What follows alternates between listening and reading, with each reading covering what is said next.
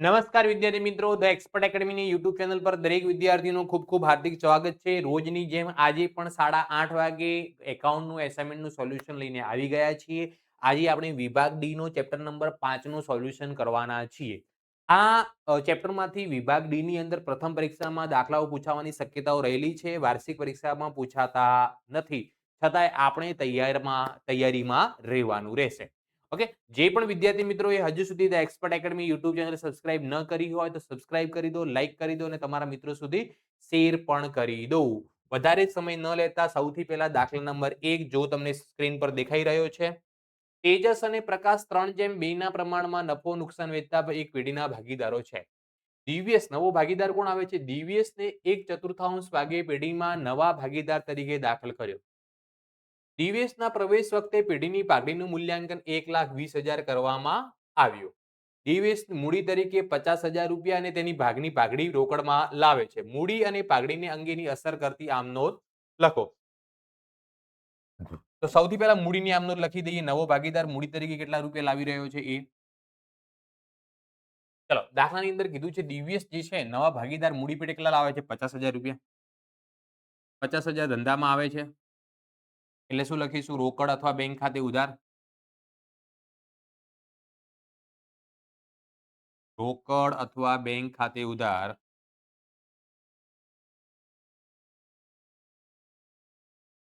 રોકડ અથવા બેંક ખાતે ઉધાર તે કોણ લાવી રહ્યા છે? દિવ્યેશ. હે ને? દિવ્યેશ કોણ લાવી રહ્યા છે? દિવ્યેશ. તો તે દિવ્યેશના મૂડી ખાતે. કોના ખાતે? દિવ્યેશના મૂડી ખાતે. કેટલા રૂપિયા લાવે છે? 50,000 મૂડી તરીકે. એટલે ઉધાર પણ 50,000 કરવામાં આવશે અને જમા પણ કેટલા કરવામાં આવશે? 50,000 રૂપિયા. ચલો, બીજા નંબરમાં પાઘડી રોકડમાં લાવે છે. જ્યારે નવો ભાગીદાર પાઘડીની રકમ રોકડમાં લાવે ને એટલે પાઘડીનું પ્રીમિયમ કહેવામાં આવે. તો એની આમનું શું થાય? જુઓ, આમનું જ લખીએ છીએ આપણે. રોકડ અથવા બેંક ખાતે ઉધાર. રોકડ અથવા બેંક ખાતે ઉધાર તે પાઘડીના પ્રીમિયમ ખાતે. તે પાઘડીના પ્રીમિયમ ખાતે. પાઘડી પેટે કેટલા લાવશે? અહીંયા જુઓ, આખી પેઢીની પાઘડી કેટલી આવી? 1,20,000 રૂપિયા આવી. તો એમાં નવા ભાગીદાર દિવ્યેશની કેટલી પાઘડી આવશે? જુઓ, દિવ્યેશની પાઘડી બરાબર આખી પેઢીની ભાગડી કેટલી આવી આપણને? 1,20,000 રૂપિયા.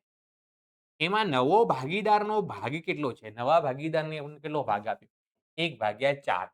તો ગુણ્યા 1/4 કરો એટલે નવા ભાગીદારે ભાગડી પેટે રૂપિયા 30,000 લાવવા પડે. કેટલા રૂપિયા? 30,000 રૂપિયા. અહીંયા રોકડ અને બેંક ખાતે આપણે ઉધાર કેટલા કરવાના છે? 30,000 રૂપિયા અને પાઘડીના પ્રીમિયમ ખાતે જમા કેટલા કરવાના છે? 30,000 રૂપિયા. નવો ભાગીદાર પાઘડીની રકમ લાવે. નવા ભાગીદારની ભાગડી જૂના ભાગીદારોને તેમના ત્યાગના પ્રમાણમાં મળે. એટલે જૂના ભાગીદારોને તેમને ત્યાગના પ્રમાણમાં જમા કરવામાં આવે. અહીંયા દાખલાની અંદર આપણને નફા નુકસાનનું જૂનું પ્રમાણ આપેલું છે અને નવા ભાગીદારનો ભાગ આપેલો છે. બીજું આપણને ત્યાગ, નવું પ્રમાણ એવું કંઈ આપેલું નથી. તો આવા સંજોગોમાં જૂનું પ્રમાણ એ જ ત્યાગનું પ્રમાણ બને. જૂનું પ્રમાણ અને ત્યાગનું પ્રમાણ બેટા કેવું રહે? સરખું રહે. તો અહીંયા જૂનું પ્રમાણ કેટલું હતું? 3:2. તો ત્યાગનું પ્રમાણ બી કેટલું થશે? 3:2 થશે. તો ત્રીજા નંબરમાં આમનું શું થશે? પાઘડીના પ્રીમિયમ ખાતે ઉધાર. પાઘડીના પ્રીમિયમ ખાતે ઉધાર કેટલા રૂપિયા? 30,000 રૂપિયા. આ 30,000 જૂના ભાગીદારો. જૂના ભાગીદારો કોણ કોણ છે? તેજસ અને પ્રકાશ. તો તે તેજસના મૂડી તેજસના મૂડી અથવા ચાલુ ખાતે. તે બીજા કયા ભાગીદાર છે? પ્રકાશ. તે પ્રકાશના મૂડી અથવા ચાલુ ખાતે લખવામાં આવશે. કેટલા પ્રમાણમાં? 3:2 ના પ્રમાણમાં. 30,000 ને 3:2 ના પ્રમાણમાં વેચો એટલે પહેલા ભાગીદારના ભાગે 18,000 આવે અને બીજા ભાગીદારના ભાગે 12,000 આવે. પહેલા ભાગીદારના ભાગે કેટલા આવે? 18,000 રૂપિયા અને બીજા ભાગીદારના ભાગે 12,000 રૂપિયા આવશે. ચાલો, નેક્સ્ટ દાખલા તરફ આગળ વધીએ. બીજા નંબરનો દાખલો. વિદિત અને વિમલ 5:3 ના પ્રમાણમાં નફો નુકસાન વેચતા ભાગીદારો છે. તેઓએ વિરાજને 1/4 ભાગે પેઢીમાં નવા ભાગીદાર તરીકે દાખલ કર્યો. વિરાજ તેના ભાગની મૂડી અને પાઘડી પેટે 1,80,000 રોકડ લાવે છે. મૂડી અને પાઘડી બંને ભેગા થઈને કેટલા લાવે છે? 1,80,000 રૂપિયા. પેઢીની પાઘડીનું મૂલ્યાંકન 1,60,000 કરવામાં આવ્યું. પેઢીની પાઘડીનું મૂલ્યાંકન કેટલું કરવામાં આવ્યું? 1,60,000. હવે નવો ભાગીદાર કોણ આવી રહ્યો છે? વિરાજ. તો આપણે વિરાજની પહેલી પાઘડી શોધી લઈએ. જુઓ, વિરાજની પાઘડી બરાબર આખી પેઢીની પાઘડી કેટલી છે? 1,60,000 રૂપિયા. એમાં આપણે વિરાજને કેટલો ભાગ આપ્યો? 1/4. એનો મતલબ વિરાજે પાઘડી પેટે કેટલા રૂપિયા લાવવાના રહેશે? 40,000 રૂપિયા. વિરાજના પાઘડી પેટે કેટલા આવે છે? 40,000 રૂપિયા. હવે વિરાજે પાઘડી અને મૂડી બંને ભેગી થઈને કેટલી લઈ? 1,80,000. તો 1,80,000 માં 40,000 પાઘડી છે, તો 1,40,000 શું હશે? મૂડી હશે. તો રોકડ અથવા બેંક ખાતે ઉધાર, રોકડ અથવા બેંક ખાતે ઉધાર એ આ મૂડી, આપણે મૂડીની નોંધ કરી રહ્યા છીએ. વિરાજની મૂડી ખાતે તે વિરાજની મૂડી ખાતે. હવે જો ટોટલ પાઘડી અને મૂડી થઈને 1,80,000 છે, એમાં પાઘડીના 40,000 છે, તો મૂડી પેટે કેટલા કહેવાશે? 1,40,000 રૂપિયા કહેવાશે. મૂડી પેટે કેટલા કહેવામાં આવશે? 1,40,000 ઉધાર અને 1,40,000 રૂપિયા જમા કરવામાં આવશે. 40,000 એ પાઘડી પણ રોકડમાં લાવે છે. તો જ્યારે નવો ભાગીદાર પાઘડીની રકમ રોકડમાં લાવે એને શું કહેવામાં આવે? પાઘડીનું પ્રીમિયમ કહેવામાં આવે. રોકડ અથવા બેંક ખાતે ઉધાર તે પાઘડીના પ્રીમિયમ ખાતે, તે પાઘડીના પ્રીમિયમ ખાતે કેટલા રૂપિયા એના ભાગે પાઘડી આવે છે? આપણે સાઈડમાં ગણેલી છે 40,000, 40,000, 40,000 અને 40,000. નવા ભાગીદાર જે પાઘડી લાવે એ જૂના ભાગીદારોને ત્યાગના પ્રમાણમાં મળે. નવો ભાગીદાર જે પાઘડી લાવે એ જૂના ભાગીદારોને ત્યાગના પ્રમાણમાં વેચી દેવાય. ત્રણેય ભાગીદારોનું નવું નફા નુકસાનનું પ્રમાણ 2:1:1 નક્કી કર્યું. તેના માટે ત્યાગ શોધવું પડશે. સૌથી પહેલા વિનીતનો ત્યાગ. વિનીતનો ત્યાગ. હવે આપણે ત્યાગનું સૂત્ર જાણીએ છીએ, જૂનો ભાગ માઇનસ નવો ભાગ. તો વિનીતની વાત કરીએ તો વિનીતનો જૂનો ભાગ કેટલો છે? 5:3 છે, એટલે 5/8. 5/8 માઇનસ વિનીતનો નવો ભાગ કેટલો છે? 2:1:1 એટલે 2 ને 1 3, 3 ને 1 4. 2 ને 1 કેટલા થાય? 3, 3 ને 1 4. 2/4. 2/4. તો અહીંયા જુઓ, લસા લેવા માટે 8 લસા આવશે. પહેલાને ગુણવાની જરૂર નથી, બીજાને આપણે 4 વડે 2 વડે ગુણવા પડશે, એટલે 2 દુ 4. એટલે આનો જવાબ કેટલો આવે? 1/8 આવે છે. વિનીતનો ત્યાગ. બીજો કોનો છે? વિમલનો ત્યાગ લખીએ આપણે અહીંયા. ચલો, વિમલનો ત્યાગ બરાબર વિમલનો જૂનો ભાગ કેટલો છે? 3/8 માઇનસ એનો નવો ભાગ કેટલો છે? 1/4. અહીંયા લસા કેટલો આવશે? 8. આને તો ગુણવાની કઈ જરૂર નથી. આને કેટલા વડે ગુણવો પડશે? તો આને 2 વડે, નીચે 2 વડે તો ઉપર બી 2 વડે. 3 - 2 બરાબર કેટલો આવે? 1/8. ત્યાગ 1/8, 1/8 બંનેનું સરખું આવે છે, એટલે સરખું ત્યાગનું પ્રમાણ કહેવાશે. એટલે પાઘડી જૂના ભાગીદારો વચ્ચે સરખા પ્રમાણમાં વેચાશે. તો પાઘડીના પ્રીમિયમ ખાતે ઉધાર, પાઘડીના પ્રીમિયમ ખાતે ઉધાર કેટલા રૂપિયા લખવામાં આવશે? 40,000 રૂપિયા, 40,000. તે વિનીતના મૂડી અથવા ચાલુ ખાતે, તે વિનીતના મૂડી અથવા ચાલુ ખાતે, તે વિમલના મૂડી અથવા ચાલુ ખાતે, તે વિમલના મૂડી અથવા ચાલુ ખાતે. 40,000 ને સરખા પ્રમાણમાં વેચવાના, એટલે પહેલા ભાગીદારના ભાગે બી 20,000 આવે અને બીજા ભાગીદારના ભાગે બી કેટલા રૂપિયા આવશે? 20,000 રૂપિયા આવશે. ચલો, દરેક વિદ્યાર્થીને આની અંદર કમ્પ્લીટ ખબર પડી હોય તો કોમેન્ટ કરીને મને જણાવી દો. ચાલો આગળ વધીએ નેક્સ્ટ દાખલા તરફ. વધતા પહેલા આપણે વાત કરીએ કે આપણે અહીંયા રોજ સાંજે 6:15 વાગે ધોરણ 12 નું એકાઉન્ટ અને આંકડાશાસ્ત્રનું સંપૂર્ણ સોલ્યુશન કરાવવામાં આવી રહ્યું છે. રોજે રોજ એક ટાઈપનું ઓનલાઈન ટ્યુશન છે આપણું. જેની અંદર આપણે રોજ 6:15 વાગે લાઈવ લેક્ચર હોય છે. એના પછી એમસીક્યુ સોલ્યુશન કરાવવામાં આવે છે, ડાઉટ સોલ્યુશન કરાવવામાં આવે છે, પીડીએફ મટીરિયલ તમને મળી જાય છે અને જો તમે સંજોગોવશાત લાઈવ લેક્ચર એટેન્ડ ન કરી શક્યા, તો તમને પછી એનું રેકોર્ડેડ લેક્ચર પણ મળી જાય છે. તો જે પણ વિદ્યાર્થી મિત્રો અહીંયા લાઈવ લેક્ચરમાં જોઈન થવા માંગતા હોય, તો સૌપ્રથમ પ્લે સ્ટોરમાં જઈને ધ એક્સપર્ટ એકેડમીની એપ્લિકેશન ડાઉનલોડ કરી દો અને સુપ્રીમ બેચની અંદર જોઈન થઈ જાઓ. સુપ્રીમ બેચની અત્યારે એકદમ નોમિનલ ફી ચાલી રહી છે, કંઈ વધારે પડતી ફી નથી. એની અંદર તો એટલી ફીમાં તમારા એક જોડી કપડાં પણ ના આવે, એટલી ફી આપણે રાખેલી છે. હે ને? એટલી ફી આપણે રાખેલી છે. અને છતાં તમને આ એપ્લિકેશનની લિંક પણ નીચે ડિસ્ક્રિપ્શનમાં આપેલી છે. ન મળે અથવા કોઈ પણ મદદ માટે, જરૂર માટે 9737 9737 448382 પર WhatsApp પર મેસેજ કરીને તમે આની અંદર જોઈન થઈ શકો છો. WhatsApp ગ્રુપની લિંક પણ નીચે આપેલી છે અને સાથે સાથે એપ્લિકેશનની લિંક પણ ડિસ્ક્રિપ્શનની અંદર આપેલી છે. આગળ વધીએ નેક્સ્ટ ક્વેશ્ચન તરફ, ત્રીજા નંબરનો. પી ક્યુ એક પેઢીના 2:1 ના પ્રમાણમાં નફો નુકસાન વહેંચતા લેતા ભાગીદારો છે. આરની નફામાં 1/5 ભાગ આપવાની શરતે નવા ભાગીદાર તરીકે દાખલ કર્યો. નફા નુકસાન વહેંચણીનું નવું પ્રમાણ અને ત્યાગનું પ્રમાણ શોધો. ઓકે, તો હવે જો આની અંદર નવું પ્રમાણ કેવી રીતે શોધવામાં આવે? ધારો કે નવો ભાગીદાર ધારો કે પેઢીનો નફો 1 છે. ધારો કે આખી પેઢીનો નફો કેટલો છે? 1 છે. હે ને? કેટલો છે? 1 છે. તો નવા ભાગીદારને કેટલો ભાગ આપવાનો છે? 1/5. આર નો ભાગ બરાબર જે પેઢીનો નફો છે એનો 1/5 એટલે 1 ગુણ્યા 1/5 કરો એટલે કેટલો ભાગ આવે? 1/5. તો આપણે પેઢીનો નફો ₹1 હતો. એની અંદરથી 1/5 તો આપણે નવા ભાગીદારને આપી દીધો. તો બાકીનો ભાગ કેટલો વધે? જુઓ અહીંયા. બાકીનો ભાગ બરાબર 1 માઈનસ 1/5 નફો વધે છે. 5 લસા આવશે. 5 માઈનસ 1 કરું એટલે 4/5 આવે. કેટલો આવે? 4/5.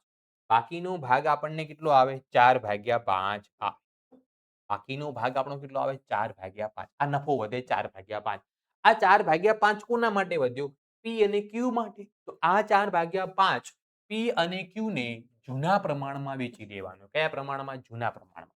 તો અહીંયા લખીએ પી નો ભાગ બરાબર પી નો ભાગ નવો ભાગ પી નો નવો ભાગ બરાબર. હવે ક્યુને ભાગ આપ્યા પછી પેઢીની જોડે 4/5 નફો વધે છે. આ પી અને ક્યુ નો છે. તો જૂના પ્રમાણમાં વેચશે તો પી નો ભાગ કેટલો છે? 2/3. તો અહીંયા 4 દુ કેટલા થશે? 8 ને નીચે 5 તરી કેટલા થશે? 15. પછી ક્યુ નો ભાગ ક્યુ નો નવો ભાગ બરાબર નવા ભાગીદારને આપ્યા પછી પેઢી જોડે 4/5 ભાગ વધે છે. એની અંદરથી ક્યુને 1/3 આપવાનો છે એટલે 4/15 વધશે. અને આપણને આર નો નવો ભાગ તો ઓલરેડી ઉપર મળી ગયો છે. તો દાખલાની અંદર બી કહેલો છે આર ને નફામાં 1/5 ભાગ આપવાનો છે. હવે આને પ્રમાણમાં ફેરવું હોય તો બધાના છેદ સરખા કરવા પડે. આના ભાગાકારમાં 15, આના ભાગાકારમાં 15, આના ભાગાકારમાં 15 લાવવા માટે 3 વડે ગુણવા પડે તો કેટલો જવાબ આવશે? 3/15 આવશે. તો નવું પ્રમાણ પી ક્યુ અને આર નો કયો પ્રમાણ? નવું પ્રમાણ. બધાના નીચેથી 15 નીકળી જાય એટલે 8/4/3. 8 ને 4 12, 12 ને 3 કેટલા થશે? 15. હવે બીજું આપણને ત્યાગનું પ્રમાણ બી શોધવાનું કહેલું છે. તો આપણે સૂત્ર જાણીએ છીએ. ત્યાગ બરાબર ભાગીદારે કરેલ ત્યાગ બરાબર જૂનો ભાગ માઈનસ નવો ભાગ. જૂનો ભાગ માઈનસ નવો ભાગ. અહીંયા પી નો ત્યાગ સૌથી પહેલા. કોનો ત્યાગ? પી નો ત્યાગ બરાબર ચલો પી નો જૂનો ભાગ કેટલો છે? 2/3 માઈનસ નવો ભાગ કેટલો આવ્યો? 8/15. અહીંયા લસા કેટલો આવશે? 15. આને 5 વડે ગુણીશું 2 × 5 = 10 - 8 બરાબર જવાબ કેટલો આવશે? 2/15. અને ક્યુ નો ત્યાગ જોઈ લઈએ અહીંયા. ક્યુ નો ત્યાગ બરાબર ક્યુ નો જૂનો ભાગ 1/3 માઇનસ નવો ભાગ 4/15. લસા કેટલો આવશે 15. આને કેટલા વડે ગુણવા પડે 5 વડે. તો 1 × 5 માઇનસ 4 બરાબર 1/15. ત્યાગનું પ્રમાણ જુઓ 15 નીકાળી દઈએ. જો પ્રમાણમાં ફેરવવું હોય તો ત્યાગનું પ્રમાણ આપણને કેટલું મળે 2:1 મળે. કેટલું મળે 2:1 મળે. ચલો દરેક વિદ્યાર્થીને કમ્પ્લીટ ખબર પડી રહી છે? યસ અથવા નો કોમેન્ટ કરીને મને જણાવતા રહો. ચલો આગળ વધીએ નેક્સ્ટ દાખલા તરફ. ચોથા નંબરનો જે અને કે 4:3 ના પ્રમાણમાં નફો નુકસાન વેચી લેતા ભાગીદારો છે. જે અને કે 4:3 ના પ્રમાણમાં નફો નુકસાન વેચી લેતા ભાગીદારો છે. એલ ને 1/7 ભાગે પેઢીમાં નવા ભાગીદાર તરીકે દાખલ કરે છે. એલ ને જે ભાગ આપવાનો છે એની અંદરથી 2/21 ભાગ જે પાસેથી અને 1/21 ભાગ કે પાસેથી મેળવશે. એટલે એલ જે આપે છે જીને એ એલ માટે જે આપે છે એલ ને 2/1 એ જે માટે ત્યાગ કહેવાય અને કે જે આપે છે 1/21 એ કે માટે ત્યાગ કહેવાય. અહીંયા લખ્યું જેનો ત્યાગ બરાબર જેનો ત્યાગ બરાબર 2/21 અને બીજો કોણ છે કે નો ત્યાગ બરાબર કે નો ત્યાગ બરાબર કેટલો આપેલો છે 1/21. આ બંનેના ત્યાગનો સરવાળો કરશો ને તો પાછો નવો ભાગીદારનો ભાગ મળી જાય. 2/21 વત્તા 1/21 એટલે 3/21 3/21 એટલે 1/7 એ નવા ભાગીદારનો ભાગ કહેવાય. હવે જ્યારે દાખલાની અંદર ત્યાગ હોય અને નવો ભાગ શોધવાનો હોય, કયો હોય ત્યાગ, ત્યારે નવો ભાગ બરાબર જૂના ભાગમાંથી ત્યાગ બાદ કરી દેવાનો અને લાભ હોય તો પ્લસ કરી દેવાનો. જૂનો ભાગ માઇનસ એની અંદરથી ત્યાગ શું કરી દેવાનો બાદ કરી દેવાનો. તો સૌથી પહેલા જે નો નવો ભાગ કોનો જે નો ચલો જે નો જૂનો ભાગ કેટલો આપેલો છે આપણને 4/7 એની અંદરથી 2/21 નવા ભાગીદારને આપી રહ્યો છે.